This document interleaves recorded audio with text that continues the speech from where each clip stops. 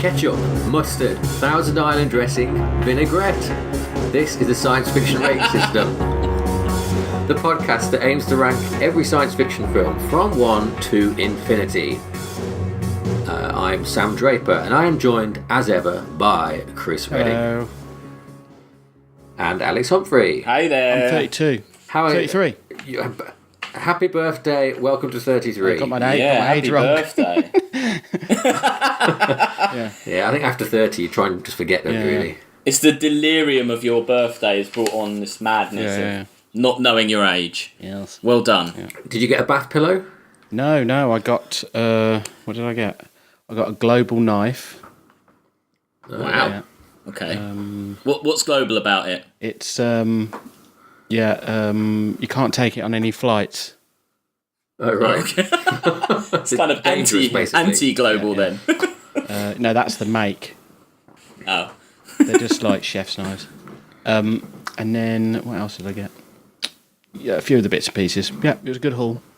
So, a little teaser for later on. As it's Chris's birthday, you'll know from last show, we each get to put a film up for rewatching at the end, for our birthday even. So at the end of the episode, Chris will choose a film to go in the rewatch vault. Yeah. But not yet, because first of all, we have to look at 3 works of Steven Spielberg, because Close Encounters of the Third Kind is back in cinemas a bit, and on Blu-ray, 4K Blu-ray. So yeah, we're looking at Spielberg. Did everyone enjoy this week? Yeah. Yeah, it was a good week. Really good. Very long films, but actually, I loved all of them, I have to say. Or, you know. Well, that's good. That's good. Let's get right into it, shall we? With the main event, Close Encounters of the Third Kind, directed obviously by Steven Spielberg, also written by Steven Spielberg, from 1977. So, as we mentioned last week, we'd all seen this film. How recently had either of you two seen Close Encounters? A couple of years ago. A long time ago for me, really. Yeah, same for me. Yeah. I heard someone tell me that it was like the best. They commented on how good the opening is. Like, one of the best openings. So I kind of watched it not so long ago because of that. And what did you think of the opening? It is a great opening. I just love that. Yeah, it's pretty good, isn't it? That classic Spielberg naturalism. Yep. It's great. Trademark. Yeah. So overall, Chris, what do you think? Yeah, I like it. I don't think it's his best film. I like how it cooks along. Richard Dreyfuss is great. Would you say it's his best one? Jaws. I prefer him in Jaws. Yeah, Jaws is better than Jaws. Yeah. He's still really good in this, though. I mean, the role is... You kind of think it's written for him. It's kind of a little bit annoying when he's building all them big mountain things. Yeah, but that's Richard Dreyfuss, isn't he? He's annoying in Jaws. That's his character. Yeah. He's a bit annoying, isn't he? You know. But yeah, I mean, I really enjoyed it. I was in hook, line, and sinker.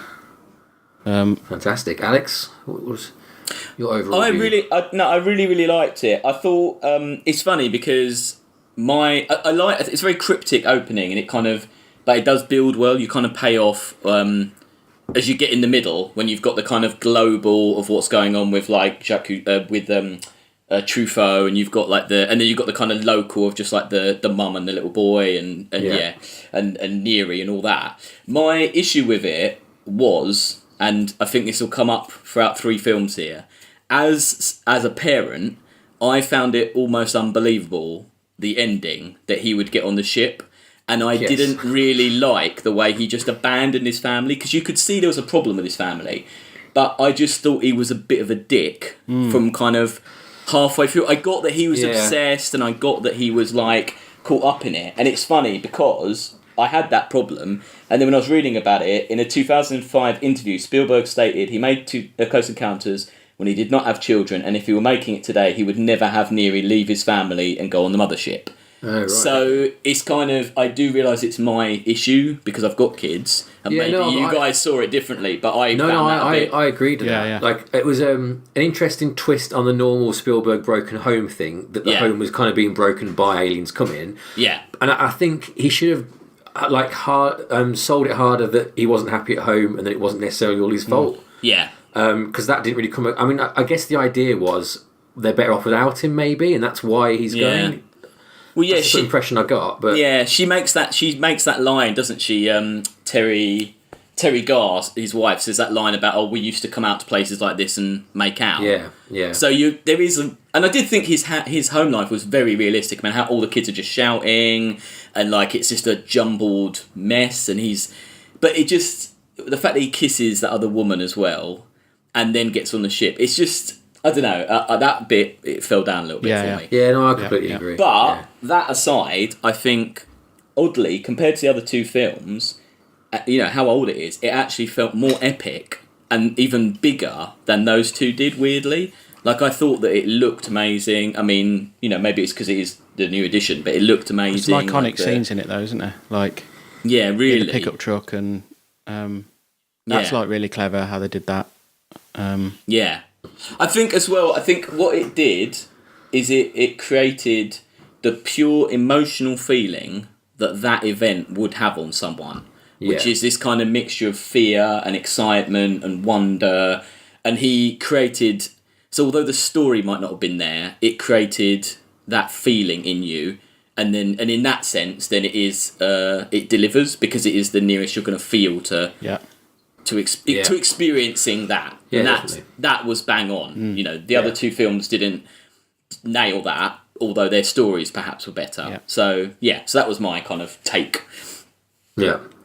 Well, I enjoyed it more than I have before. As I mentioned briefly last week, I watched it a lot as a kid because my dad loves it, and I always found it really boring and very slow. But this time round, it was when it got to the end with the aliens that I kind of lost interest. Everything before that I thought was really good. It built really well, as you said. I thought the conspiracy stuff's really good, and the cut in between Truffaut and Dreyfus, it's done really well because it doesn't happen that often, and when it does. You're not really given much of the conspiracy storyline. It's kept like at a distance, isn't it? Which is good because it's grounded with Dreyfus. I just thought when it got to when they finally get into the staging area and the ships land, that was on way too long. And I guess that's a bit of because that was like special effects no one has seen before. They're showing off the effects. It's also the climax of the whole film, so they want to. I don't think it goes on too long though. No, I find that really interesting. Though that's like the main. That's the crux of it, isn't it? Because this is that whole sort of how this would be done. That's the interesting bit, right? How like technically and how the government would do that, and that's what Arrival how they do it's rips good. It off in. Is it Arrival? Yeah. That is really interesting, and the big music thing they've got going on. It's all. It's a very sort of. And the way, like, it's not going right as well. It's a very sort of realistic... You can imagine it being like that, couldn't you? A bit sort of slapdash.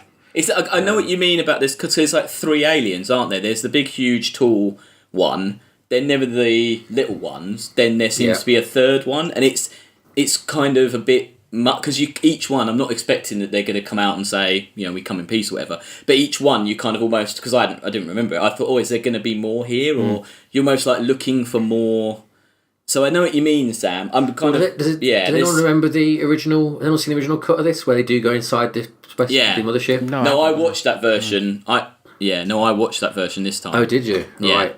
It's worse for that, isn't it? Yeah. So I watched it afterwards. No, because Spielberg doesn't like that. It's the middle one where he was given the opportunity to bring it back out, and he put that in, but he doesn't. He now believes he shouldn't have done it. Yeah.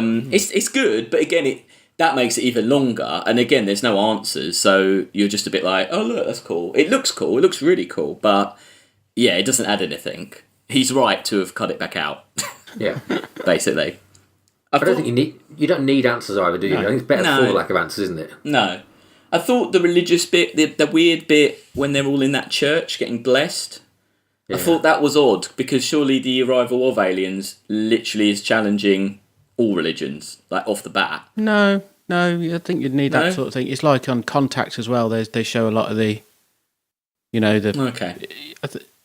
I think it would all come out of the woodwork. I think people would go mental. Okay. Yeah, it's kind of that in a microcosm, isn't it? Like a very small example of what's going to be a bigger problem once the news gets out, isn't it? Yeah, true. Yeah, true. Definitely. I read the effects. Well, it's kind of like it would support million. everyone's. People, the disbelievers would be like, "I told you so."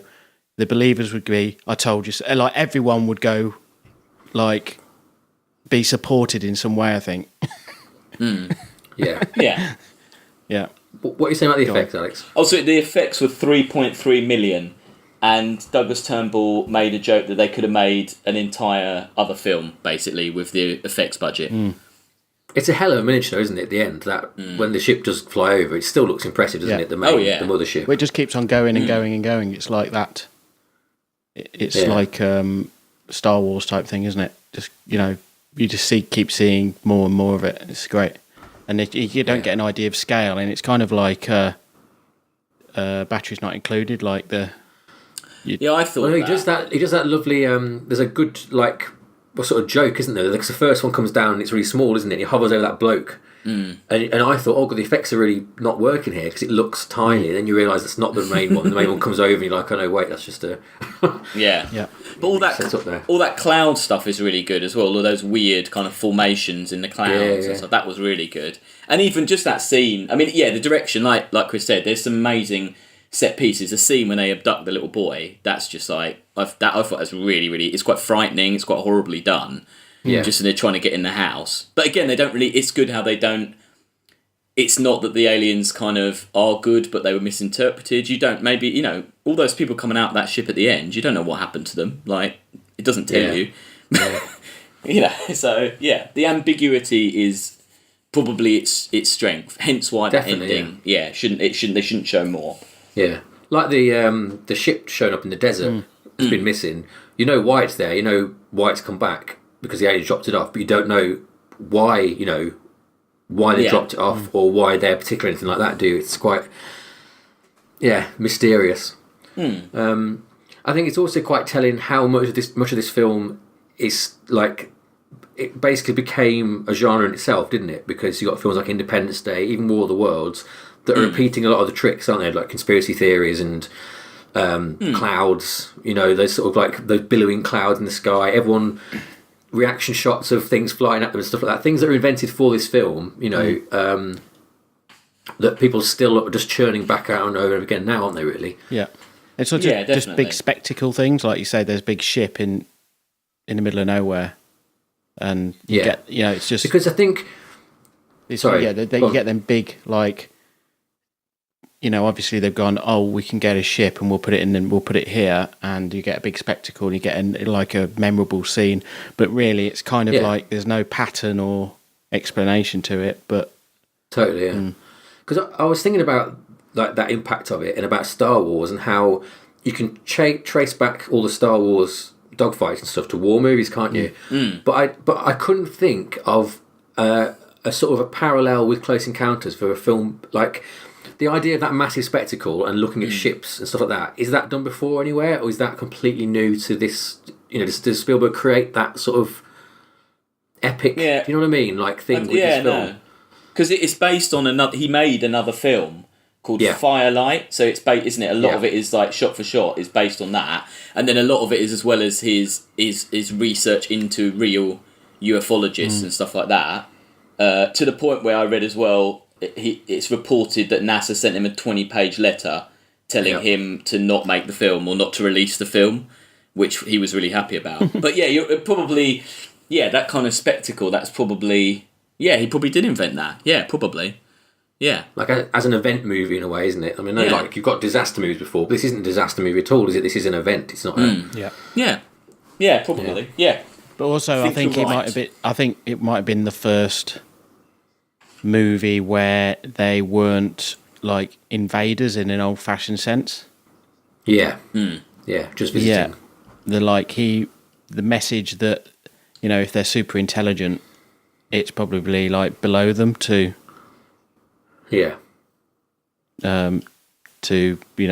colonize or But I guess that's where it's clever because other films would have had more of that kind of truther and the government and being like, right, what are their, like Mars Attack sends up, like what's their intentions, what are they coming, we need to be ready with this, and because all of that stuff is just kind of this cryptic, them working out how to communicate with them and stuff, and you've just got the emotion of of the normal people. That kind of that you don't have that kind of like how these more modern films have gone down the other road of over explaining and kind of building up a kind of are they good, are they bad, whereas that they're just like it's good that it's positive. You're right, it's I don't think you could get away with an ending as sort of what's the word, unconfrontational as that today, could you? Because even like things like Arrival, they don't build to like a fight scene as such, but they definitely, the editing picks up pace and there's a lot of peril and things like that. But this just sort of becomes, it's like a fireworks show, isn't it, as opposed to a catastrophe. It's weird. Really. It feels very unique in that sense, doesn't it? Yeah. Even now, like I can't think of many other films that do that kind of. Actually, I guess Mission to Mars is one that kind of did it, wasn't it? Yeah, I guess. In a way. Yeah, oddly. Because it's cool in that last scene. There are people who run away when stuff happens, but then there are people who kind of move forwards. So you don't get, like you say, you don't get an overall sense of, oh, right, everyone's scared now.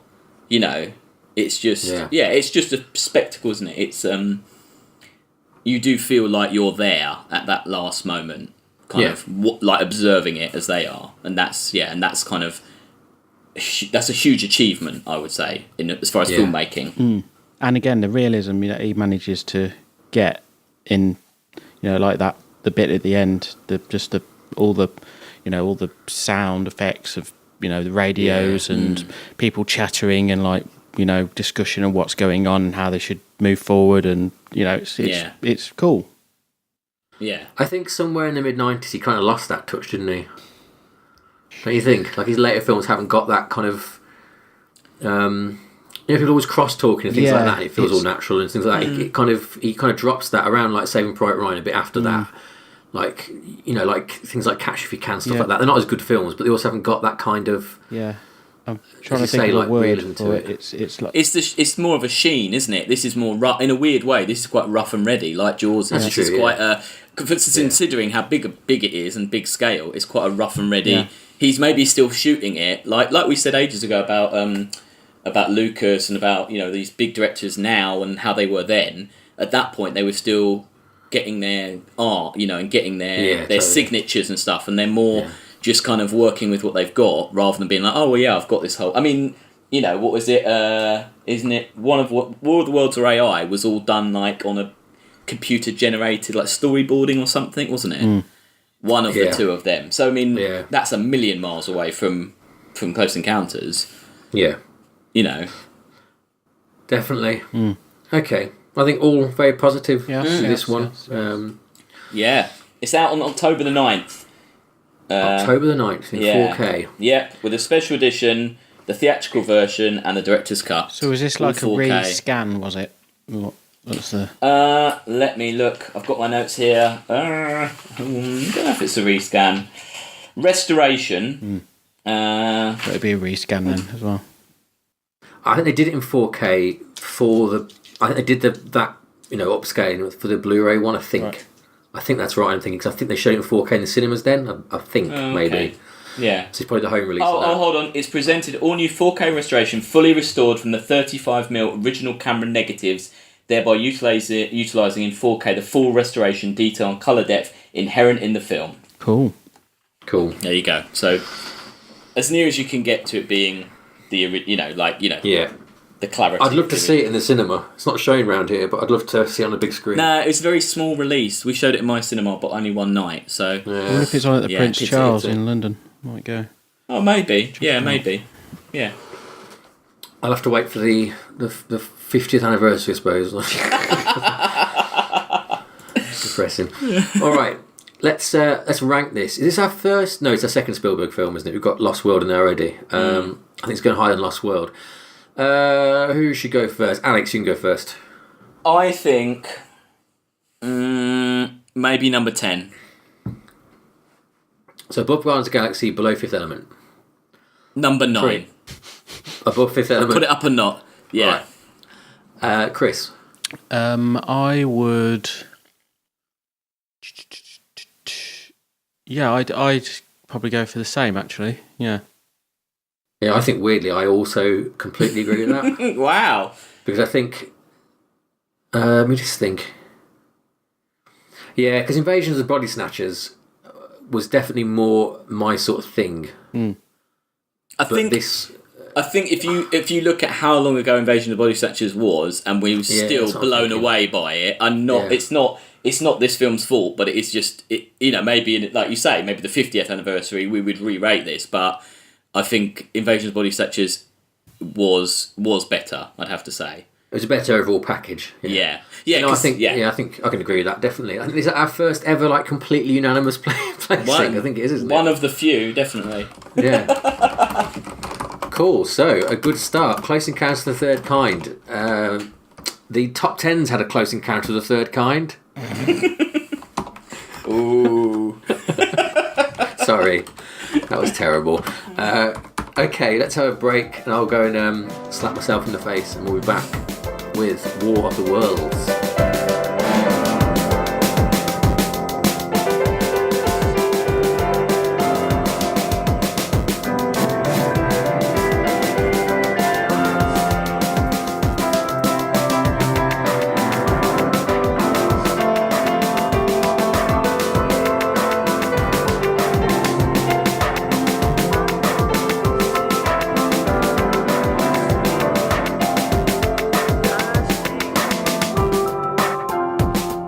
And we're back with War of the Worlds, a second film by Steven Spielberg. This time written by Joss Friedman and David Coep, who often collaborates with Mr. Spielberg. Obviously based on the H.G. Wells book and the film and the play and all that sort of stuff. From 2005. So who went last time? Chris. Alex, you can start this time. Alex, what did you think of War of the Worlds? I had never seen War of the Worlds, and I was a little bit like, I kind of wasn't really sure what to expect. But I actually thought it was really, really good. I was actually really impressed with it. I think, for me, I liked how Tom Cruise was playing against type, that he was kind of a bit of a bad dad, like it was kind of, I liked his character of being a bit of an arsehole. He is an arsehole, he's not playing against type. Okay. Okay. No, he's not. He's actually, I hear he's quite nice. But to me, I thought there were some amazing set pieces, and what again, so as I prefaced in Close Encounters, being a dad, I thought, to me, the message, what really hit me was that the message of this film for me was that you would do anything to protect your kids, and not just protect them physically, but to protect their innocence. And I liked the fact that Steven Spielberg in this film wasn't afraid to show some pretty fucked up shit that I wasn't really expecting you to see. So the scene, the scene of the dead bodies floating down the river. Oh, yes, the bit in where the car is attacked, which I just thought was an amazing scene. I just thought that was so well shot. And just when he goes and beats Tim Robbins to death in the next room, and just stuff like that, I thought worked really well. I thought that the actual War of the Worlds part of the film, the spectacle was there, but the plot, that bit of it, my brain was almost a bit switched off, because I was like, well, I know the story of this, so I don't really need to pay attention. So that worked for me, because I thought, well, to me, Spielberg was going, look, you all know this bit of the story, so I'm going to give you all this other stuff that you don't know. So that, to me, really worked. I think the spectacle was really missing from it. Like, I don't think there was much spectacle. There wasn't as much big spectacle as Close Encounters. I agree with that. And I got the impression that they kind of realised that if they were going to go with these tripod aliens, they were a bit stupid looking and a bit like not really very good as bad guys, and so they kind of kept them at arm's length in a way. Or that might be just because they were focusing on Tom Cruise. But then I think, well, when they do turn up, they're kind of a bit crap. I don't know. I didn't really enjoy any of the alien bit of it at all. No. But it's weird because obviously the whole thing is a Victorian idea. Yeah. It's supposed to be set in a Victorian world. And that's why the tripods were a threat originally. Post, Independence Day sort of world, we're probably not excited by walking around. No, they just sort of. they put a shield on it. That's how they get. Yeah, they put a shield on it. It doesn't matter they're stupid looking because they got a shield. Yeah. I mean, I quite like that they didn't show too much of them. That they was more the impact on the people and the kind of mass panic and the it was the more of that you saw rather than the fights between tripods and people. Yeah, I'd have been. Well, Chris, what do you think of it? First of all, I've always quite liked this film. Okay. Only because I think it's quite. It's a good telling of it. I mean, I think I would have preferred to see a period version of it, but it's I do like the spectacle. I think it is there, and I think there's enough of it.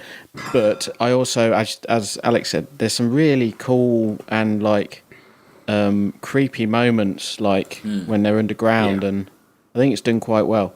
Now there are things in there which don't really make sense, when the plane crashes on their house.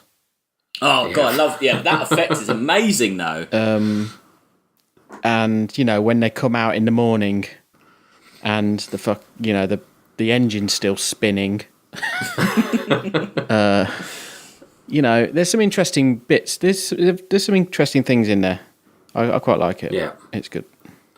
It didn't. The only bit actually, the plot wise, it's hugely stupid though, isn't it? How they're underground. Yeah. Yeah, I don't buy that at all. No, I didn't get someone that. would have noticed one of them, wouldn't they? Yeah. At some point, someone would have noticed a massive alien underground.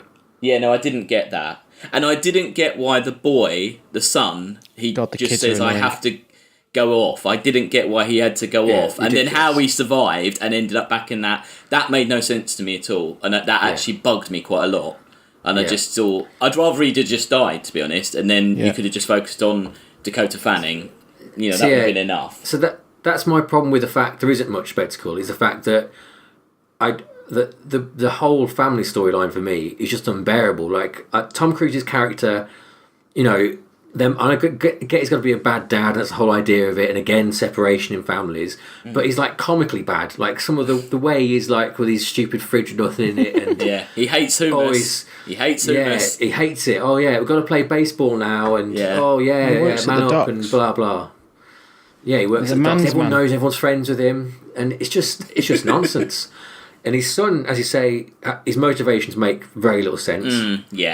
Dakota Fanning just screams a lot, which is so annoying. No, I like that. That's the worst thing. I just cannot stand any of them. And the bit when it really jumps the shark for me is when he beats Tim Robbins to death. Because really, I don't care what's happening with the world.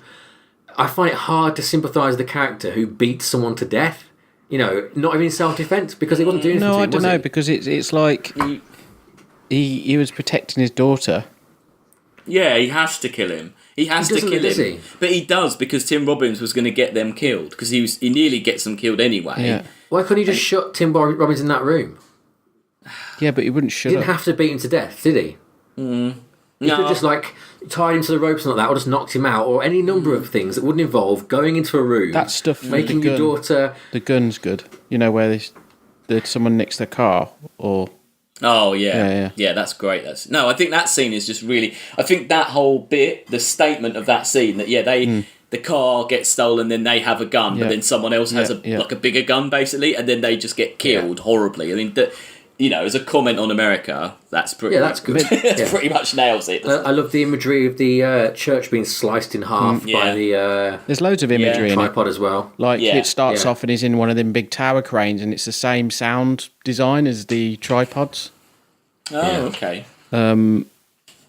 There's tons of stuff, and the ferry attack thing's pretty good. Where they're underwater. Yeah, no, I thought that was good. There was a bit like that in the book, wasn't there? Was there a bit like that in the book? I don't know. There must be, because why else would you go on a ferry? That seems like a stupid thing to do. I wouldn't go on a ferry in that situation. What? Well, maybe they just think the tripods to get away from them. Yeah, and maybe they think the tripods can't go across the water. I don't know. I suppose.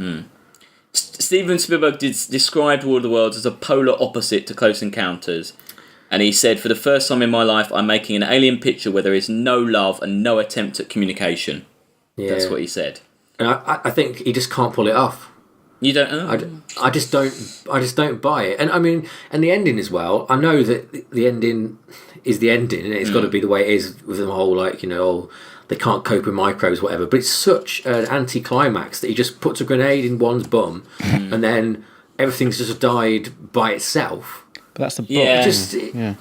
It is, but it's still, I just don't think it works. Like you said, the fact they've updated it, they should change things like that, or they should have done a period piece where, or does it more dramatically maybe, like at least in a way Independence Day did a computer virus instead of a bacteria.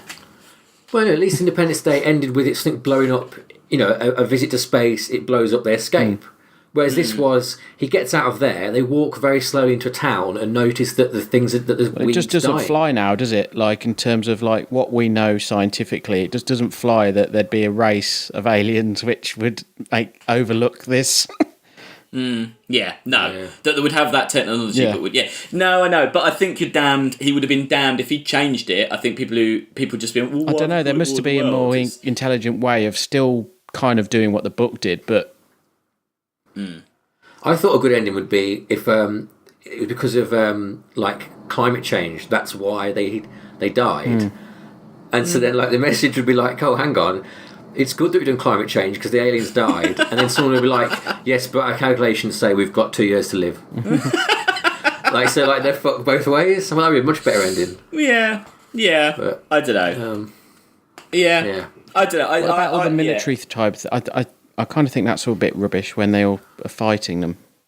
It's all not very on believable. The hill. Yeah. No. Yeah, I agree. But that's the complete bit in the book, isn't it? Them fighting them on the hill. I remember that from something. But in the book, the film.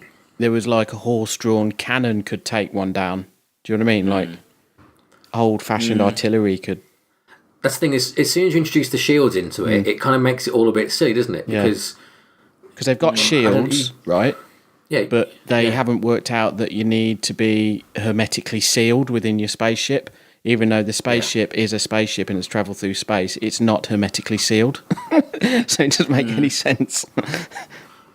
Also, its appendages aren't shielded, like when he chops at the axe with the eye thing. Yeah. It just, I don't know, it just doesn't really fit together for me. I feel like you two enjoyed it more than I did. I couldn't really. I find it interesting more than anything. I mean, there are some good scenes. I think there's some good tension. It got me going at times. Yeah. I think you've definitely got some Spielberg goodness there. Like the thing with the river, like you said, is great. The shot, there's a really good shot when they're driving in the truck and he pans all the way around the truck. I don't like that. No, I do like that. That's like a dated effect, I think. Well, no, because you can't see the effect in it, can you? Yeah, but it's kind of like, why are you doing it? And it's like, oh, we're just doing it at this point. Like I like all that stuff in Panic Room that did that as well. I love that era of where they realised they could just they could fly move free of a camera idiots. Basically, and fly around everywhere. Yeah, no, I love it. What else? Yeah, there's just some good stuff. There's some good shots. The shot of all the red, blood, weed everywhere looks beautiful. Yeah. You know that shot where when Tom Cruise comes out of his house and everyone's taking pictures and staring and stuff. And it's the big storm is behind him. Do you know how they got that? Was they basically went up to some real people and said, if you stand here and get your camera out, Tom Cruise is going to come out that house in a minute. And they basically, all the people are just filming Tom Cruise coming out of his house. Oh, wow. Yeah. So it worked. That's pretty good. Yeah.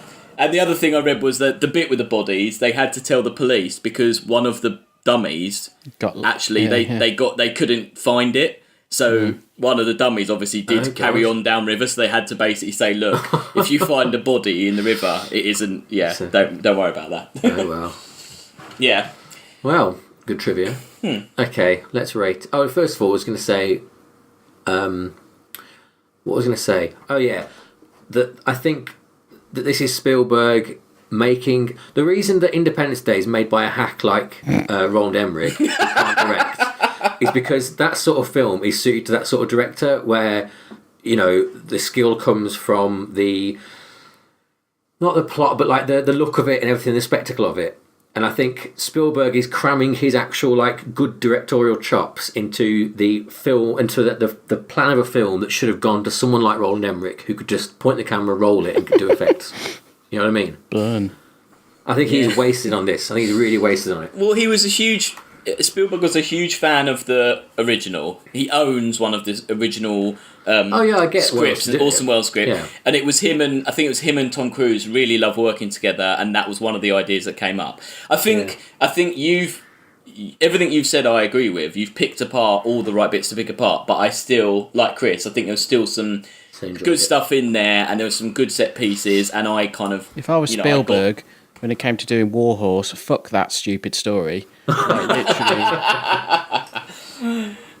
A Warhorse versus War of the Worlds. Well, do War of the Worlds as it should be. Yeah. Yeah, it's funny, isn't it? Yeah. Yeah, it would be good. I wish someone would do that. It would be good. Okay, let's rate it. Chris, where do you want to put this? I will put it...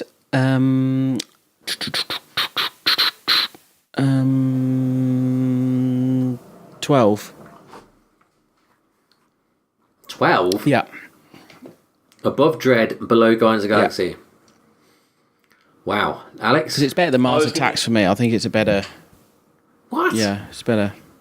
I was going to say around 15. Above Terminator 2? Oh, no, sorry. I don't have a list in front of me. So below Terminator 2, then 16 then. So that would be 17, below Terminator 2 and above Silent Running. Yeah. Oh, okay. I don't know. You're going to say a way lower number, so what are you going to say? Yeah, I'm going to say 27, above Episode 1 and below Andromeda Strain. Because it's just one notch above that group of like middling films for me that are kind of like, I'll take it or leave it, Inner Space and Edge of Tomorrow, that stuff like that. It's just slightly above that because of the Spielbergness of some of the imagery in it and shot stuff like that. But there's no way. What did you say, Chris? Number 10? No, 12. 12, sorry. No. I don't think it's up there. I think you're right, Sam. I'm sorry, because you picked it apart enough. Because it's not probably even the best adaptation of War of the Worlds, is it? Well, the musical's the best, isn't it? I haven't seen the musical. You must know the musical. You know the music. I know it, but I haven't. Yeah, I know the music. Yeah, I know the music, but I haven't seen it. Yeah, I haven't seen it, but I've got the soundtrack, and that's more than I'd rather listen to that than watch that film again. Yeah. I think you're right, lower. I think you're right. The key Sam. here is that I don't really fancy arguing for it, so I'll probably put it too high. Well, all right. I'll tell you what's a thing for you, Chris. Lost World's at number 20. Yeah. Is it better than Lost World? I don't think it is. No, it's not. But there's, you can't, there's things on this list which you can't, No, I know, but I think they're quite similar in a way in Spielberg's canon. Yeah. Lost World and War of the World. They both feel like attempts to really go for the mainstream, not create his own mainstream, but follow somebody else's mainstream idea of Hollywood. Yeah. See what I mean? So maybe actually just around Lost World. I think I'd put it above Andromeda Strain. Yeah. What about 21? So that's like just below Lost World, but Battery's not included. No, it's not better than Battery. Oh, I was thinking now because Battery's not included. I think it's too low. Pacific Rim, District 9. They're all 22. I'll take 22. 22. So above Pacific Rim, below Battery not included. I'm right with that, Alex? Yeah, okay. Or do you think Pacific Rim's better? I think Pacific Rim's better, but, I know no one else does. It's just hugely stupid, Pacific Rim. Right. War of the Worlds wasn't exactly deeply intelligent, was it? But never mind. But talking of clever films, we've got one more to look at, and that's AI. We'll be back in a second.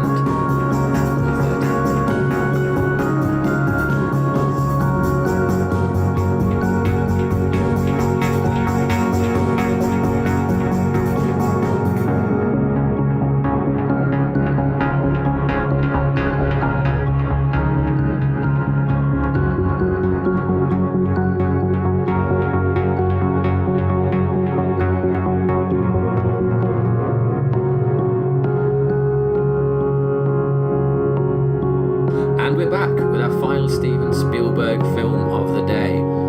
It's AI, Artificial Intelligence, from 2001, directed again by Steven Spielberg and again with a screenplay by Steven Spielberg, from a story by Ian Watson, based on the short story Super Toys Last All Summer Long by Brian Aldiss.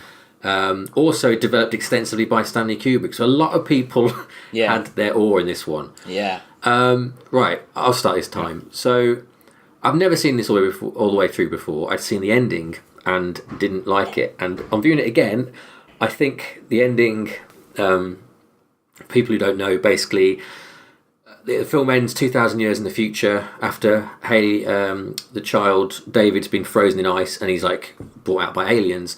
I think all of that is terrible, absolutely awful, and ruined what for me was a top 5, maybe top 3 film before that, because everything before it I thought was spectacular. Actually, not everything, but I'll come to that. The main gist of it anyway, I think the realisation of the world is brilliant. It's a lovely sort of near future thing, which obviously now looks quite old fashioned to us, but is like so coherent that you don't care. You know, the cars looking ridiculous. It works so well, and you can tell it's been in pre-production for 10 years or whatever, because it's so coherent. I think that Jude Law's character of Gigolo Joe and also even David are both acted just so well, absolutely brilliantly, and they're two characters that normally, a child and an annoying robot, are two things that I would normally absolutely hate. Yeah. But they're played so well. Like Jude Law, who, channeling Fred Astaire through his foot movements and all that sort of stuff, you just can't take your eyes off him. He plays it so well, and I think a lot of that's down to direction as well. Like they don't linger on him too much when you don't need to, and everything's quite crisp and to the point. And yeah, the middle of the film, the whole like Wizard of Oz journey they go on, and it was like magical in a way that films haven't been to me for quite some time. The start of the film, less excited about, mainly because the actress who plays David's mother I thought was awful, couldn't carry it at all. But I like the concept of it. But yeah, overall, until the last half hour, I was completely on board, and then I've never turned so hard on a film so fast as first the narration, as they explain that he's frozen for 2,000 years, and then the fact that it's been narrated by some stupid alien who's got this ridiculous conceit. Because basically, I'll stop talking in a second, sorry, but I'm quite passionate about this. Obviously, they're trying to create a conceit that makes a fairy tale science, aren't they? The idea that his mom can come back to life for one day and then she dies. Okay, well. But all of that as a conceit of we've got this science, we can kind of do it, and we've got to do the brain waves, all this sort of stuff, coming from a lock of hair, maybe some sort of DNA. Oh, we've got a lock of hair. All these jumping through hoops to give a science reason to a fairy tale ending just left me completely cold. I'll stop talking now. Okay. Alex. Well, but can I say something that might change your mind? Go on then. I can't claim this is my reading of this. I read this somewhere. Yep. One reading of the ending is, so number one, then that they're not aliens, they are robots. They're the complete evolution of robots that Gigolo Joe says that we'll be the only things left. Right. Yeah. And also that whole ending, that whole perfect day, that isn't happening. That's all a kind of holodeck simulation in David's mind. To give him what he wants before they turn him off, and it's not real. Yeah. So, then doesn't that just then it's not the stupidity of the science and all that. It doesn't matter, does it? It does matter, because why give them this send off? Why do they care? Why? Who?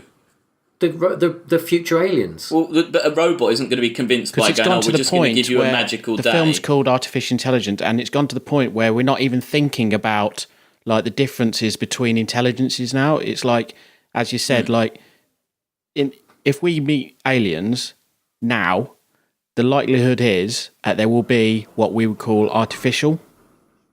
There wouldn't be biological. So, 90% of movies are less realistic than having them be some sort of derivative of a computerized intelligence. So it's not a case of realism, though. That's not why I don't like it. But I like how, for the reasons you said, that you don't like an explanation of a fairy tale ending. I think it's really fucking clever and really cool. Yeah, no, I was completely fine with the ending. I think I think it just worked. felt so contrived. But how else are you going to end that film? I mean, you end it with him sat in that thing at the bottom of the sea, going, "What was he saying over and over again? Please make me real." Oh, but that's not the end of the story. You just fade out. It was the story, it was though, hard enough. Because if anything, if anything, it fails because they're putting on these massive extra ideas on the end, which kind of tips. It's not balanced, the film, because of it. So you're getting big ideas like, for instance, a human life is our brain waves and our software doesn't work on sort of the times and distances of what the universe is. We only sort of operate on a sort of a medieval system. We understand like seasons to grow crops. We don't understand thousands of years, and our brains will never really reach that. Yeah. So there's all these massive ideas put on the end, and in some ways it doesn't work because of it misbalances the film. Yeah, because it's like, and there's all these super massive things you need to think about on the end. Now that's the only that's why I think it might sort of fail. But actually, for me, I'm like, thank you for making me feel think about that.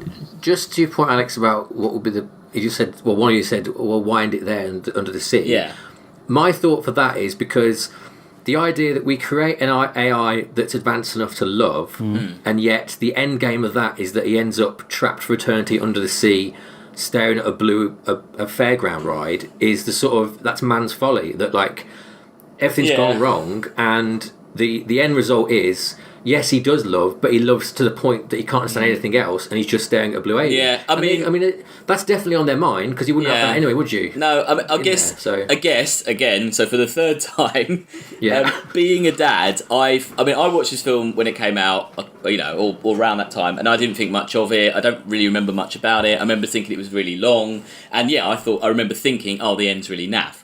Watching it this time, this film fucking slayed me. Like it took 2 days for me to get over this film. It upset me so much, and I don't think I could have handled the ending being him just staring, because that scene alone upset me so much. I agree with you totally. To me, the message of it is, it's the responsibility we have not only in creating this artificial intelligence, but even just in creating life. It's the responsibility we have. If you create life, you need to be there for that life, and that's why the mum is such a bitch, and the brother, and all, how horrible he is. It to me, it just upset me so much. But so I needed that Pappy ending, because I just needed something to cling on to feel a bit like he was happy, because it upset me so much.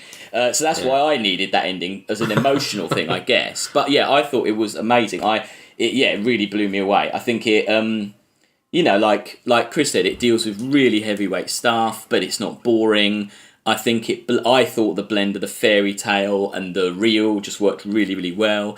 My only criticism is, of all these three films, this looked the most fake to me. Especially I watched this and then Close Encounters, and just the realness in Close Encounters of the outdoors and stuff. I think a lot of this was done on sets, or like on, and I kind of almost could see the sets a bit, and that disconnected me a bit. I thought the effects were amazing. I thought all the effects and everything worked really well, and the flesh fair worked well, because that obviously is a big set. But just in some of the smaller bits, I felt a bit like it looked a bit too small for me. Maybe it needs a really nice, 4K. Like being cleaned up or something, or someone tweaking it a bit. I don't know. Yeah, I agree with that. And I think the city, I love the look of the city, but I think you're right that they're basically running around like a sort of a 30 square foot bit, aren't they? And of this massive city that's meant to be huge and all this sort of stuff. And it does. But it's so like visually arresting. There's so much going on, isn't there, in those shots? That I was kind of just like taking it all in, really. Yeah, and I think the fact that it is Spielberg and Kubrick, and there's a lot of stuff written about like what's Kubrick and what's Spielberg, and like how people have misinterpreted that all the light stuff is Spielberg and the dark stuff is Kubrick, and in fact a lot of it's the other way round, that Kubrick stuff was the lighter things and Spielberg went a bit darker. But the fact is, I think that where, like you say with War of the Worlds, where it went wrong, I think here, because he had this blueprint to work from, it's like 650 drawings, a script and a story that Kubrick handed over to him. I think because he had this blueprint, he had a model to work around, and it led him to be more creative, and it limited him at a point where he probably didn't have limits. At this point in his career, he probably needed that framework to then create something more. So I thought it was amazing, outstanding. Without wanting to go too deep, have you got any thoughts about the whole like imagery of like halos in the sun and the moon in the film? There was a lot. Pick up on that. Yeah, I didn't see it. Like, yeah, but because I was kind of obviously they kept like framing David with the the halo behind him and the sun behind him, and then when the flesh fair turned up, they were flying a moon around. Yeah. Which reminded me an awful lot of the moon in E.T. Yeah. I don't know if that's intentional. That like that sort of twisting of that the moon is now tethered to a balloon. Like the moon that was so exciting and free is now like part of this man-made construct that is tethered to the ground and is against the sun in a way. I'm perhaps going a bit too into it now, but that's the good thing about this film. It made me think about it in all these different levels. I kept thinking afterwards, like, well, does the sun mean this? Does the moon mean that? And things like that. Yeah. There's a lot going on, isn't there? Basically, and the fact that we all three of us have come out of it with different, like radically different takeaways to the ending, is to its credit. I also think the ending's kind of because the film shows, even though it's a slightly futuristic world and there's things we don't have, people have still got like the same.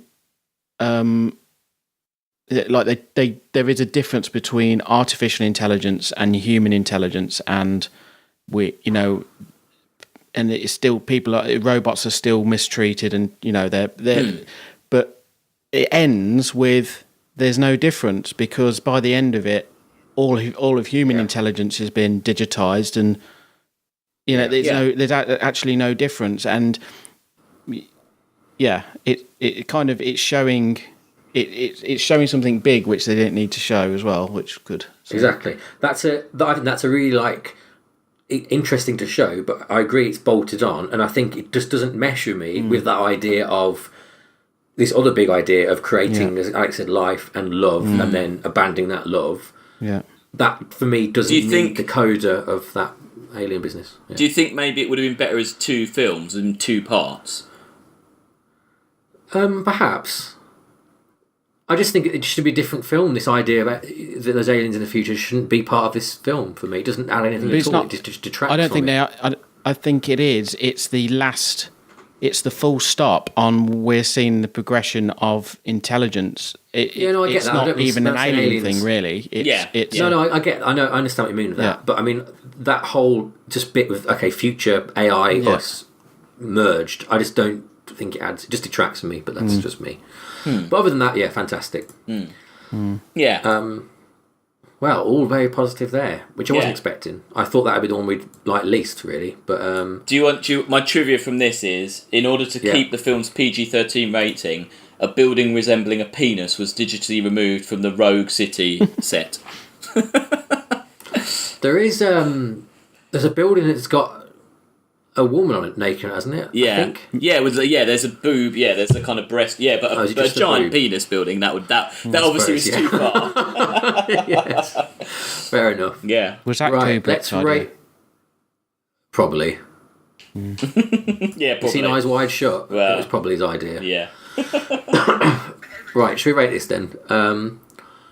I think this is number 6. Above The Fly and below Starship Troopers. I think without the ending, it would have been number 2. Oh. But I think number 6. Chris? Yes. I would put it at number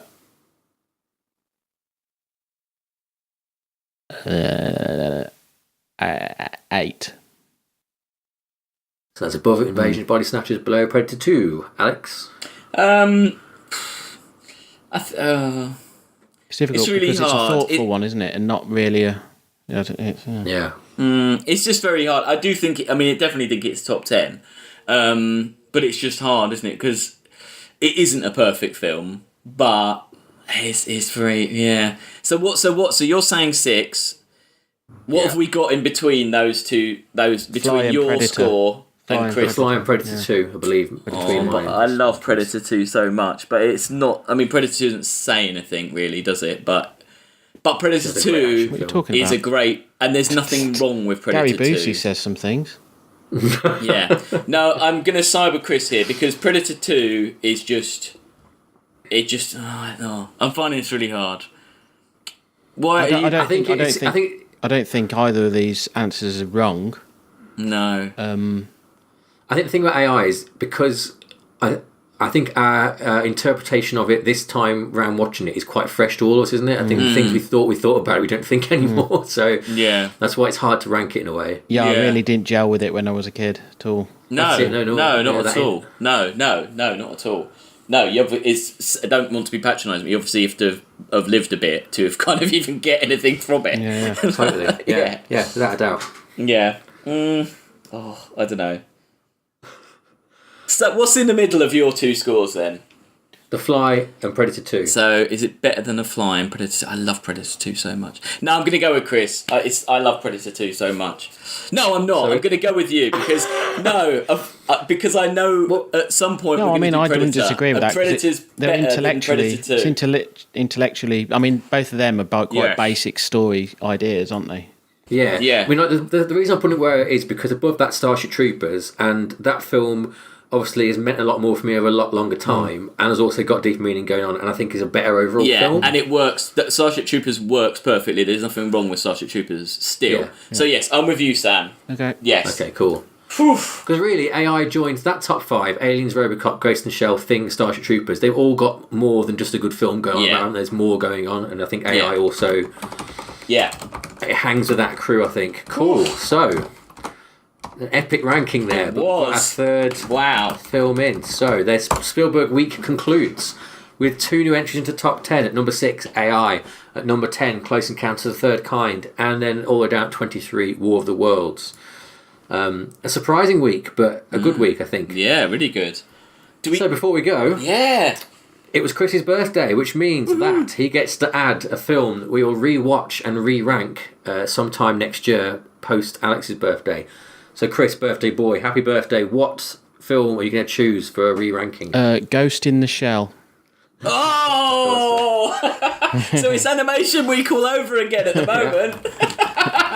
So all I need to do is pick... Scanner Darkly, and we're back where we start. Don't worry, that is exactly where it should be. I will not be picking that film. Okay, wow. I'm just really looking forward to watching Ghost in the Shell again. So. The interesting thing about what Chris has done is we have all now seen the Hollywood remake of Ghost in the Shell. So yeah. That is a bit of it does bring something to rewatching it at least. Well, I now understand what it's about. So it might go up. It might go up, yeah. I understand what it's about. Yeah, I know the story and it's shit. No, okay. Wow. Save it for the birthday podcast. Okay, cool. So, 2 to 3 there. Just got Alex. When's your birthday? April, is it? April the 2nd, yeah. April the 2nd, so a while to wait. But... Sorry. Cool. Right, for now, it's the end. Join us next week for the preview show when we're celebrating the return of another sci-fi classic. It's the season for them, isn't it, really? Blade Runner's coming back, but first of all, Star Trek has just returned to our screens with Star Trek Discovery. We'll be discussing that and 3 films that came from TV series next week on the preview show. Should be a good one. And Chris is hosting for his birthday. I'm going to run a very tight ship. We're going to get it. Okay. We're going to be in and out, literally. Yeah. In and out, right, okay. So before that, rate us on iTunes. The key thing to say, I should say at the start of the show as well, rate us on iTunes. I'm told the number one way to get more people listening to this is to rate us on iTunes. You don't need to leave a review, you can just go on there and click 5 stars. Obviously. If you want to, obviously 5 stars, nothing else interested in that, no. If you want to leave a review, go for it. If you just want to say what your favourite science fiction film is, put that in, or just put nothing in, just give it 5 stars. Rate on iTunes. And all the rest of it as well. But that's the key thing. So I'll leave that thought with you, and let's get on to the next show. Oh no, hang on, that's behind the scenes. Sorry.